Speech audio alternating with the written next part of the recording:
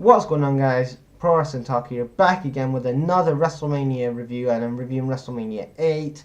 WrestleMania, my favourite thing about WrestleMania 8, I've got to say, was the Macho Man versus Miss Elizabeth Flair for the battle over Miss Elizabeth, and that was the pinnacle of one of my favourite matches of WrestleMania, because you had Flair and Macho Man, and you had Flair and Elizabeth, like they was near the pool, and then you had all these other pictures with them, and you saw that they was going out together, and they obviously wasn't. It was a thing for Flair to get at Savage at, and basically nobody actually remembered it was for the WWE Championship or after Championship. It was basically remembered for who is Elizabeth with? Is she with Macho Man or is she with Flair? And that match was really good. I'm going to talk about that in a minute. But we start off WrestleMania with Shawn Michaels versus Tino Santana. This was a good open to WrestleMania. I thought that these two guys had a good chemistry together. This was Shawn Michaels' first WrestleMania as a singles guy, because he previously, a few months before that, broke up with Marty Jannetty, and he did the barbershop window segment. This was a good match. It was a good solid match. They had a kind of like a botch at the end of it, where I think Sensational Sherry was supposed to be grabbing Tito Santana's legs, but she missed, so he had to do some weird thing, and then Shawn got the win. Then after that we had Taker versus Jake Snake Roberts. I love the video package they had of them before the match. Undertaker wins with a tombstone. Before that, Taker was no-selling Jake Snake Roberts' DDTs and stuff, and great stuff like that. Then we have Bret Hart versus Roddy Piper, and these two guys cut an awesome promo backstage. Roddy Piper was all wacky and stuff like that, and Bret was being Bret Hart. And this is what I miss about characters like Roddy Piper and like Macho Man and Flair and all these other guys that used to wrestle. Is like, you look at today's WWE stars and wrestling in general, they don't have a personality. When they talk on the mic, they just sound the same, they look the same, they're just so generic. Like, especially WWE. Like, you look at them, and every time they cut the promo, they're always like looking at this guy, like, oh, what am I supposed to say and stuff. But with these guys, with Flair and etc., like, they all had a personality, knew how to engage the crowd if you're a heel or a face. And I think in today's WWE, yeah, you've got a few that can do that. Like Kevin Owens can do that to a point. He's a good heel, I think. You have Tommaso Ciampa is a good heel. Ambrose, I think he's an alright heel. But apart from that, I cannot really see anybody else that can actually intrigue you in like those guys could.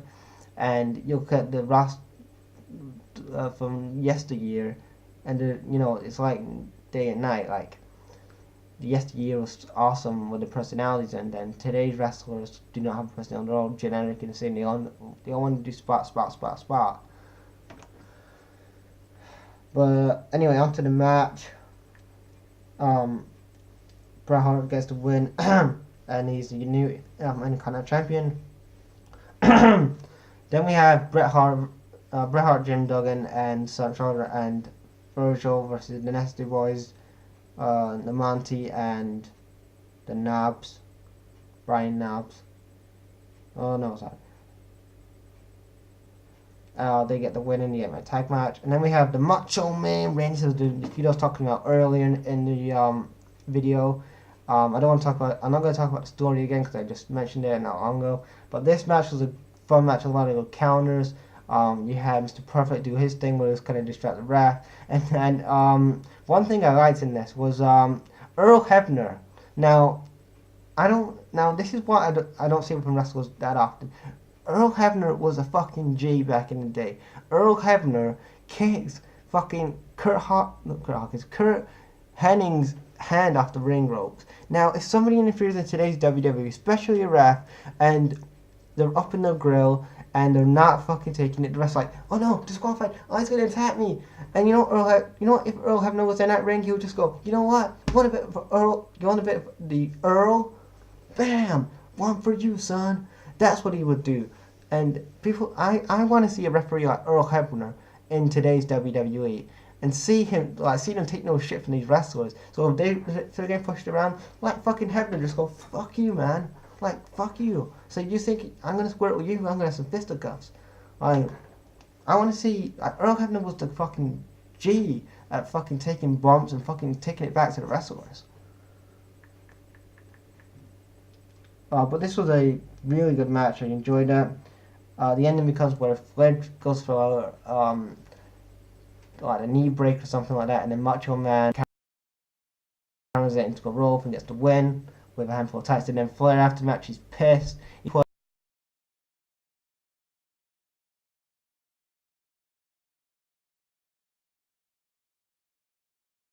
which is genuine. He had the handful of tights, and then Mr. Perfect comes out and says Flair would never cheat. He's not like that. And then Macho Man comes out and he's basically still pissed about the Elizabeth thing and how he's still going to kick Flair's ass. And I loved how they continued this after the match. Then we had Owen Hart versus Skinner. That was a squash match. Owen Hart got the win. Then we had Hulk Hogan brother versus Sid Justice for the WWF Championship. Now, this match is mostly remembered for Papa Shango's botch. Yes, he's botched. He botched his timing. His timing was botched.